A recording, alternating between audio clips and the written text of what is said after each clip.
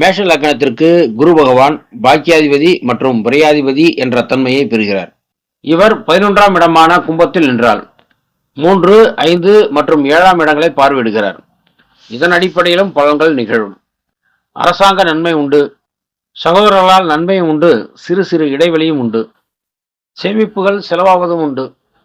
நல்ல கல்வியை தரும். சிலருக்கு வெளிநாட்டு யோகத்தையும் தரும். தந்தை வழி ஆதாயம் உண்டு. நல் புத்திர பாக்கியம் உண்டு. சுப செலவுகள் அசுப செலவுகள் இரண்டும் உண்டு. வாழ்க்கை துணையின் சகோதர வர்க்கத்தால் லாபம் உண்டு. திட்டமிடுதலும் புத்திசாலிதனமும் நிறைந்திருக்கும். சில சமயங்களில் ஞாபக மறதியையும் தரும். சில சமயங்களில் எடுக்கும் முயற்சிகள் தோல்வியடையும். தாமதமாக வெற்றியை தரும். இந்த 11ஆம் இடம் என்பது பாதகஸ்தானமும் ஆனதால் சிலருக்கு திருமணம் தாமதமாகும். அதனால் புத்திர பேரவும் தள்ளி போகும். எனினும் நல்ல களத்திரத்தை அமைத்து தரும். இந்த குருவுடன் சேர்ந்த கிரகங்கள் மற்றும் பார்த்த கிரகங்களின் அடிப்படையிலும் இடமளித்த சனியின் நிலையை பொறுத்தும் பலன்களில் மாறுபாடு ஏற்படும்.